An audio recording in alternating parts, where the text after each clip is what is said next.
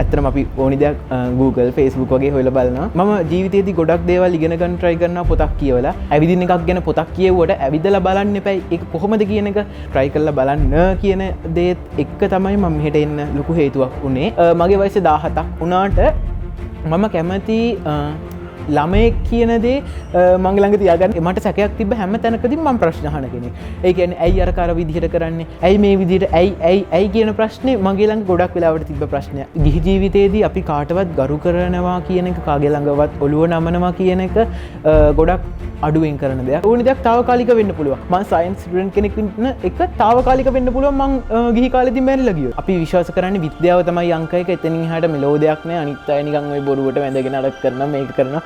අන්න ඒ වගේ දෙයක හිටියේ. හැබැයි ආගම ගැන දැනුමක් තිබ්බා. ඒක දැනුමක් විතරයි නැතුව පැහැදීමක්වත් ශ්‍රද්ධාවක්වත් ඒ ගැන විශ්වාසයක්වත් නෙවෙයි. මල් ළඟ තිබ්බ අදහස් සම්පූර්ණයෙන්ම කන පිට ගැහුණා කිව්වොත් ඒක හරි කියලා හිතනවා.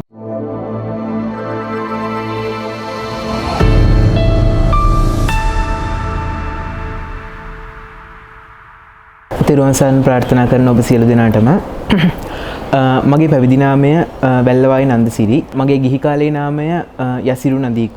මම මෙහෙට එන්නේ උසස් පෙළ විභාගය ලබන අවුරුද්දේ තියාගෙන ඒ දේවල් ටිකත් එක්ක තමයි මෙහෙට එන්නේ. දවසක් විවාදයකදී ආරණ්‍ය කියන වචනේ මට තේරුමක් ඕනි වුණා. ඒ කියන්නේ ආරණ්‍ය කියන්නේ මොකක්ද කියන එක. ඇත්තටම අපි ඕනි දෙයක් Google Facebook වගේ හොයලා බලනවා. ඒ වෙලාවේ ආරණ්‍ය කියලා ගැහුවම තමයි මේ මීමුරේ ආරණ්‍ය සේනාසනේ මෙන්න මේ වගේ වැඩසටහනක් තියෙනවා කියන එක අහුනේ. මම ඇත්තටම ගෙදර ආയിട്ട് මුලින්ම කිව්වේ නායකත්ව පුහුණු වැඩසටහනක් තියෙනවා. එක්සෑම් එක ඉවර වෙලා මං යන්නද කියලා. මම ජීවිතේදී ගොඩක් දේවල් ඉගෙන ගන්න try කරනවා පොතක් කියවලා. ඇවිදින එකක් ගැන පොතක් කියවුවට ඇවිදලා බලන්න එපයි. ඒක කොහොමද කියන එක බොරු කියන්න ඕනේ නැහැ. ඒ කියන්නේ ලොකු ශ්‍රද්ධාවක් ත්‍රිවිධරත්නය කෙරෙහි තිබ්බ කෙනෙක් නෙවෙයි මම. try කරලා බලන්න කියන දේත් එක්ක තමයි මම මෙහෙට එන්න ලොකු හේතුවක් උනේ. සාමාන්‍යයෙන් හැම දෙයක්ම නිකන් දීලා නිකම් ප්‍රෝග්‍රෑම් එකක් කරනවා කිව්වම පොඩි ප්‍රශ්නයක් එන ඕනි කෙනෙක්ට. ගෙදරටත් මුලින් මේ ඩවුට් එක තිබ්බා. කොහොම හරි එක දවසක් උදේ මං ඇඳේ ෆෝන් එක ඔබ විද්දි ලොකු හමුදුර කතා කරා. ඊට පස්සේ තමයි මම දැනගත්තේ මං දැන් මේකට සිලෙක්ට් වෙලා කියන එක. මම ජීවිතේ ගොඩක් තැන්වලදී ගොඩක් අයගෙන් උපදෙස් ගන්න කෙනෙක්. ඕනි දෙයක් කරන්න කලින්. ඊට ගෙදර ආയിട്ട് කිව්වට පස්සේ අම්මා කිව්වා එහෙනම් මුලින්ම තාත්තගෙන් අහලා තමයි හරියටම දෙයක් කියන්න පුළුවන් කියලා. අක්කනම් කෙලින්ම අකමැති වුණා. මගේ යාළුවෙක් හිටියා. මං එයාට කිව්වමත් එයා කිව්වා දැන් මේ අවුරුද්දෙත් එක්සෑම් එක විනාශ කරගෙන හොඳටම පෙන්නලා දුන්නා. මෙන්න මේ විදිහට වට අපිට තේනවා වාට බයෝ අමතක වෙලා යයි. අපි සබ්ජෙක්ට් එකේ වැඩි කාලයක් රැඳෙන්නේ නැති වුණාම අපිට සබ්ජෙක්ට් එක අමතක වෙලා යන ගතියක්, ෆිසික්ස් ගානක් හදන්න නැති වුණාම අපිට ඒ ගාන අමාරු වෙන ගතියක් අපිට ඇත්තටම තිබ්බා. එන ගමනත් පොඩි ප්‍රශ්නයක් වුණා. අපි දවල් එන්න තිබ්බ ගමන හවස තමයි ආවේ. මම ආච්චි අම්මයි තාත්තයි එක්ක ආවේ. අපිට ගේන්න කියලා තිබ්බා යම් ප්‍රමාණයක බඩු ප්‍රමාණයක්. අර මම කලින් උපදෙස් ගත්ත හාමුදුරුවෝ මට කියලා තිබ්බා මල්ලි ඔයා ගෙනියන්න ඕනේ ඔයා කිව්ව දේවල් විතරයි. ඔයා ඊට වඩා ගෙනියන්නත් හොඳ නැහැ. ඊට වඩා අඩුවෙන් ගෙනියන්නත් හොඳ නැහැ. ඒකෙන් නිකන් අමුතු අහංකාරකමක් නැත්තම් කිව්ව විදිහටමයි මම වැඩ කරන්න කියන එකකින් වගේ ඒ ටිකම විතරක් අරගෙන වෙලා තිබ්බා මම. ඒ වුණාට එදිනදා ජීවිතේට අත්‍යවශ්‍ය විදිහට සබන්, ටූත් පේස්ට් වගේ දේවලුත් මෙහෙන් හම්බ වුණා. ඊට පස්සේ අපේ අම්මලා 18 ඇවිල්ලා යන්න ලෑස්තිලා හිටියට 18 යන්න බැරි වෙලා තිබ්බා. රෑ වෙලා මේ මීමුරේට එන පාර ටිකක් බංගු සහිතයි. ඊට පස්සේ වාහන දෙකක් මාරු වෙන්න බැරි ගතියක් තිබ්බා. අම්මලා රැට නවතිනවා කිව්වට පස්සේ නැවතිලා ඉන්න පුළුවන් රිසෝට් ගැන ගොඩක් කියවලා තිබ්බා පෝස්ට් වලින්. එතකොට ඒවට අනුව ලොකු ගාණක් බොරු කියන්න ඕනේ. ඒ වෙලාවේ අපිට ඒ වගේ තැනක් බුක් කරගන්නවත් වෙලාවක්වත් මොකක්වත් තිබ්බේ නැහැ. ඒ වෙලාවෙත් ලොකු හමුදුර මැදිහත් වෙලා නෑ එහෙනම් ප්‍රශ්නයක් නෑ කියලා ආරණ්‍ය සේනාසනීයම කාමරයක් ලෑස්ති කරලා දුන්නා. කොහොම හරි එදා දවස ඇතුළත අනිත් වැඩසටහන් වලට නැති විදිහට අපිට chance එකක් දීලා තිබ්බ ලොකු හාමුදුරුවෝ අපිව මීමුරේ ගම බලන්න එක්කන් ගියා. සූටියාරන්ට ෆිල්ම් එක ෂූට් කරපු තැන ඊට පස්සේ ඒ හැම දෙයක්ම වගේ. පළවෙනි දවසේ දැක්ක දෙයක් තමයි අපි ගිහි කට්ටිය ටික වෙනම හිටියා. හාමුදුරුවෝ ටික වෙනම හිටියා. නිකන් අපි අඳුරන්නේ නැති අය වගේ නිකන් ඒ විදිහට හිටියා. ඒ කාලේ අපිට ගිහි නිසා රැට කන්න පුළුවන්. රැට කාලා නිදාගත්තා. මම දහම් පාසල් යන ළමයෙක්වත් සරන් ඉඳපු ළමයෙක්වත් නෙවෙයි. ඉතින් මම සරම දින්න දන්නෙත් නෑ. ශර්ම නම් ඇඳගත්තා. පැවිදි වෙනවා කියන එක කවදාවත් නිකන් අපි ජීවිතේදී එක්ස්පීරියන්ස් කරපු දෙයක් නෙවෙයි නිසා ලොකු සැකයක් මොකද්ද වෙන්නේ ඊළඟට මොකද්ද ඊළඟට කරන්න ඕනි කියන දේ ඔළුවේ තිබ්බා. නායක හමුදුරුවෝ කෙස් කපලා අතට දීලා ඊට පස්සේ හිස මුඩු කරලා ඔක්කොම කරලා ඇවිල්ලා සිවුරු ඇඳගත්තා. පැවිදි දස සිල් සමාදන් වෙලා සිවුරු ඇඳගත්තට පස්සේ මට සැහැල්ලුවක් දැනුණා. මගේ වයස 17ක් වුණාට මම කැමති ළමයෙක් කියන දේ මං ළඟ තියාගන්න. මොකද අවුරුදු දෙක තුනකින් පස්සේ ලොකු වගකීමක් සමාජය විසින් අපේ ඔළුවට දානවා. මම හිටියේ සයන්ස් ස්ට්‍රීම් එකේ. එතකොට අපි විශ්වාස කරන්නේ විද්‍යාව තමයි අංක එක. එතනින් එහාට මෙලෝඩයක් නැහැ. අනිත් අය නිකන් ওই බොරුවට වැඳගෙන අඩක් කරනවා මේක කරනවා. අන්න ඒ වගේ දෙයක හිටියේ. හැබැයි ආගම ගැන දැනුමක් තිබ්බා. ඒක දැනුමක් විතරයි නැතුව පැහැදීමක්වත් ශ්‍රද්ධාවක්වත් ඒ ගැන විශ්වාසයක්වත් නෙවෙයි. ඒක පොඩි දැනුම් ප්‍රමාණයක් විතරක් කියවොත් හරි. මොකද අපි විෂයන් වලිනුත් ලබා ගන්නවා ඉස්කෝලේදී බුද්ධ ධර්මය කියලා පොත කටපාඩම් කරලා ඒ වගේ දෙයක් ගන්නවා. කොහොම හරි පැවිදි වෙලා පළවෙනි දවසේ ඒ විදිහට ගියා. ඒ වෙද්දී නම වැඳුම් ඊට පස්සේ හාමුදුරුව කෙනෙක්ට වඳින්නේ කොහොමද අන්න ඒ වගේ ඒ කියන්නේ අපි කවදාවත් කරලා නැති විදිහේ දේවල් ටිකක් හම්බ වෙලා තිබ්බා. මට ඒ වෙලාවේ ගොඩක් දේවල් මතක් වුණා එක සැරේ මොළුවට. ඒ කියන්නේ එදා දවසේ අපේ අම්මලා හිටියේ නැහැ. කලින් දවසේම ගිහිල්ලා හිටියා. අපේ ගෙදරින් කවුරුත්ම හිටියේ නැහැ. මේ මට ගොඩක් අවුල් ගිහින් හිටියා. අන්න ඒ වෙලාවේ තමයි ඒ කියන්නේ මම මෙහෙම කිව්වට කමක් නැද්ද දන්නේ. හාමුදුරුව කෙනෙක් හරියටම ෆිට වුණා වගේ දෙයක්. ඒ කියන්නේ මම එතකොට දැන් හාමුදුරුවන්ට කිව්වේ ෆොටෝ ගන්න හාමුදුරුව කියලා. ෆොටෝ ගන්න හාමුදුරුව කිව්වා නෑ ඕක මොකද්ද තව ටික දවසක් හිටියම ওই ප්‍රශ්න හරියනවනේ. මේ එහෙම කියලා මේ කොහොම හරි ඒ ප්‍රශ්නේ විසඳුවා. ඊළඟට මට ප්‍රශ්නයක් වුණේ අර හාමුදුරුවන්ට වදින ගාථා පාඩම් කරගන්න එක. මම ඉස්සර ඉඳලම ඕනි දෙයක් ගොඩක් ඔලුවට ගන්නවා. අනික මම ගොඩක් කලබලකාරී කෙනෙක්. කොහොම හරි කටපාඩම් කරගන්න try කරා. කොහොම හරි පළවෙනි දවස් 3 විතර යද්දි ගාථාව නම් කටපාඩම් වුණා. කටපාඩම් වුණාටත් වඩා ඒකේ තේරුම දැනගත්ත කිව්වොත් හරි. අපේ වැඩසටහනට පඬිත හාමුදුරුවෝ වැඩම කරාට පස්සේ මුලින්ම පිරිවෙනක හාමුදුරුව කෙනෙක් විදිහට මම දැකලා තිබ්බේ ඒ කියන්නේ අපි පන්සල ආශ්‍රය කරපු අය විදිහට ටිකක් බැනලා සැර කරලා මේ විදිහට අකුරු ටික පාඩම් කරන මේ විදිහට ගාථා ටික පාඩම් කරන්න අන්න ඒ විදිහට ගාථා පාඩම් කරලා වේවැලෙන් ගුටි තලන හාමුදුරුවෝ මම දැකලා තියෙනවා. මෙහෙම කිව්වට කමක් නැද්ද දන්නේ. 100 කෙනෙක්ගෙන් කතන්දර අහනවා වගේ ෆීලිං එකක් තිබ්බා. ඒ කියන්නේ අපි අහන ඕනිම ප්‍රශ්නයකට උත්තර දෙනවා. ඒ කියන්නේ මම මුලින්ම අහපු ප්‍රශ්නේ තමයි හාමුදුරුවෝ ඇයි මහාන වුනේ? මොකද්ද හාමුදුරුවන්ගේ අරමුණ? ඊට කලින් අර වගේ ළමෙක් විදිහට ලබන දෙයක් ලබන්න මම ගොඩක් කැමතියි. පණ්ඩිත හාමුදුරුවෝ වැඩම කරාට පස්සේ මුලින්ම අපිට කිව්වා එහෙනම් අපි පාලි හෝඩි ඉගෙන ගමු. එතකොට ඔයාලට එළියට ගියාට පස්සේ දවසක ඔයාලා උපවැදි වුණොත් මේක ගොඩක් වටිනවා කියන දේ අපේ ඔළුවට දැම්මා. එතකොට මට මතක් වුණේ සිංහල හෝඩිය. සිංහල හෝඩිය මට පොඩ්ඩක්වත් බෑ. කියන්නේ කවදාවත් පිළිවෙලට මට ලියා ගන්න බැරුව තිබ්බ හෝඩියක්. කොහොම හරි පාලි හෝඩිය නම් පණ්ඩිත හාමුදුරුවෝ ලස්සන කවියක් කියලා දීලා අපිට පුළුවන් කරා. කිසිම තැනකදී සැර වැඩ කරේ නැහැ. එතන තිබ්බා අර ඇත්තටම පවුලක් කියන දේ ගොඩක් රැඳිලා තිබ්බා. ඒ කියන්නේ මම අහලා තියෙනවා සසුන කියන්නේ එක පවුලක්. ඒ කියන්නේ හාමුදුරුවෝ කියන්නේ සහෝදරයෝ.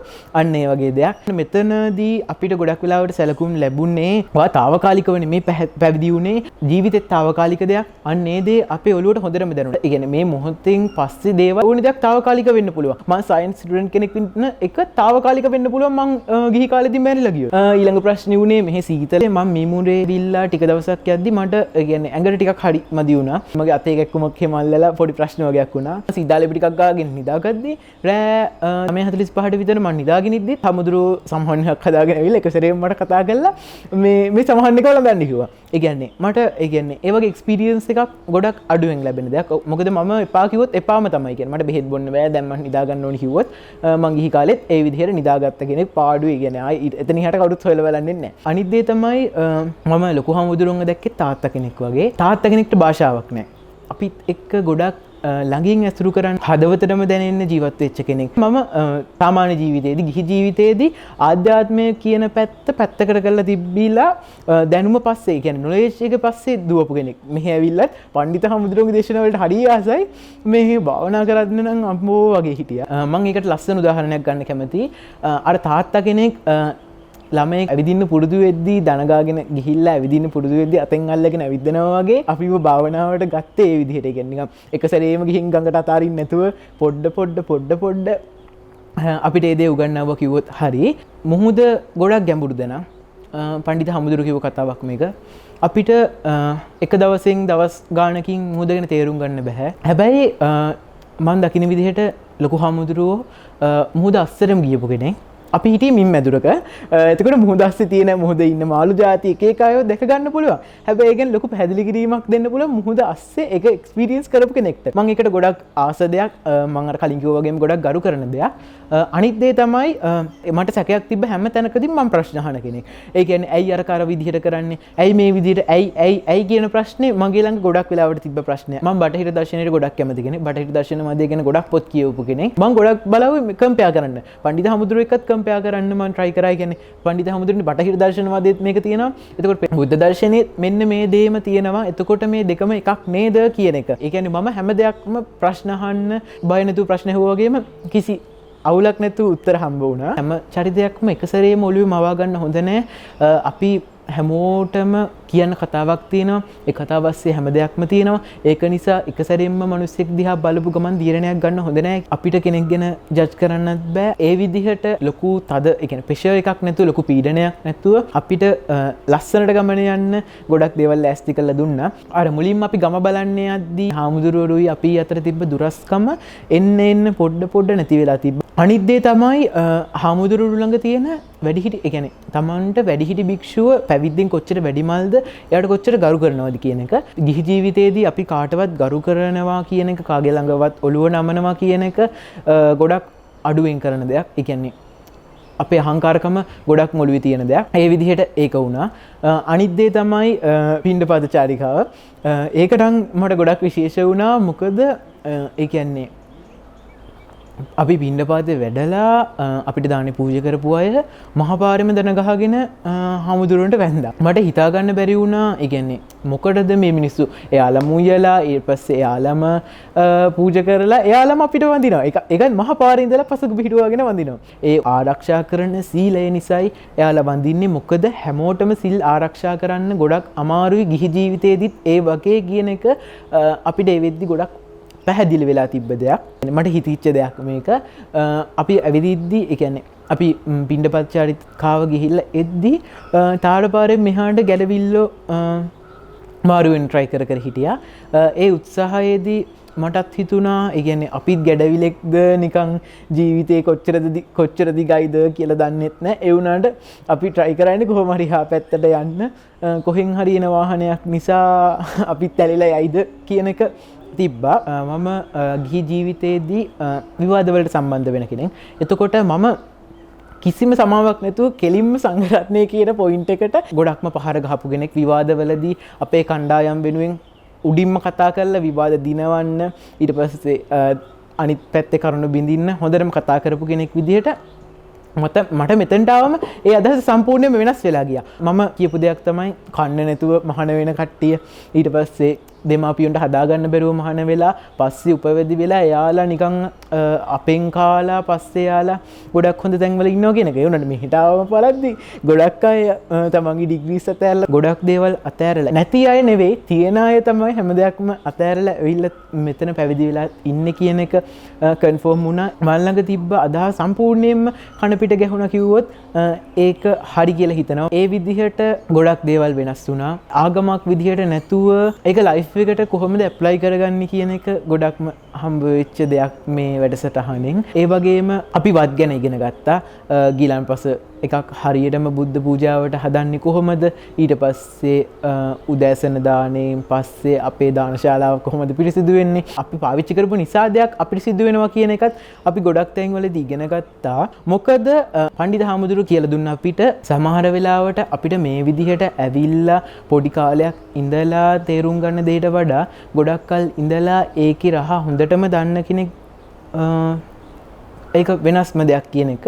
මාත් එක්කම මගේ කාමරේ හිටපු සහෝදර භික්ෂුන් වහන්සේලා ගොඩක්ම හොඳින් සහෝදරයෝගේ ජීවත් වෙනවා කියන එක මෙහෙන් තමයි ඉගෙන ගත්තේ. ඒ කියන්නේ ඔයා මේක කරේ නෑනේ අරක කරේ නෑනේ. ඒකින්ද මම මේක ඒ වගේ දෙයක් තිබ්බේ නෑනේ. දෙයක් කරලා නැත්නම් ඒක හොයලා බලලා කරනවා කියන එක මේ ගොඩක් දකින්න දෙබ්බ දෙයක්. අනිත් දේ තමයි මොකක් හරි ප්‍රශ්නයක් මොකක් හරි තීරණයක් ගද්දි ඒක සාකච්ඡා කරලා හැමෝගෙම අදහස අහලා ඒක ගොඩක්ම හොඳට අහලා ඒ ගැන තීරණයක් ගන්න දෙයක් තිබ්බා. එතකොට අවසානයේටත් පණ්ඩිත හාමුදුරුවෝ අන්තිම දේශනවලදීත් අපිට වසල සූත්‍රය පරාභව සූත්‍රය ඊට පස්සේ ඒ විදිහට ඒ කියන්නේ ජීවිතේට වැදගත් විදිහට පාඩමක් ගන්න පුළුවන් විදිහට ඒ වගේ දේවල් කරා. මුහුද අපිට උඩින් දැකලා දෙන අදහසට වඩා මුහුද ගොඩක් ගැඹුරුයි කියන එක මම මෙහෙන් තේරුම් ගත්ත දෙයක්. ඒකම මේ ගමන එන්න ගොඩක්ම සපෝට් කරේ ගෙදරින්. මොකද දෙමාපිය අවසරේ නැත්තම් මෙහෙට සහභාගී වෙන්න බෑ කියන එක ලොකුවටම කියලා තිබ්බා. අනික දෙමාපියෝගේ කැමැත්ත කියන දේ මෙතන ගොඩක්ම වැදගත් දෙයක් විදිහට තිබ්බා. එතකොට දෙමාපියෝගේ කැමැත්ත නැත්තම් මට මේ ගමන එන්න වෙන්නේ නැහැ. ඒකට මං මගේ අම්මයි තාත්තයි ගොඩක් මතක් කරලා යාළුට ගොඩක් ස්තුතිවන්ත වෙනවා. අනික ආච්චි අම්මා එයා මත් එක්ක ගොඩක් ජීවිතේ ගොඩක් තැන්වලදී හිටපු කෙනෙක්. එයාටත් ඒ විදිහට ස්තුතිවන්ත වෙනවා. අවසාන වශයෙන් ලොකු හාමුදුරන්ටත් පඬිත ඒ කියන්නේ අපිට දවස් ගාණක් දේශනා කරලා උන්වහන්සේගේ වහිනා කාලය අපි වෙනුවෙන් යොදවපු පඬිත හාමුදුරන්ටත් අපිව පැවිදි කරපු නායක හාමුදුරන්ටත් ගොඩක් ස්තුතිවන්ත වෙනවා.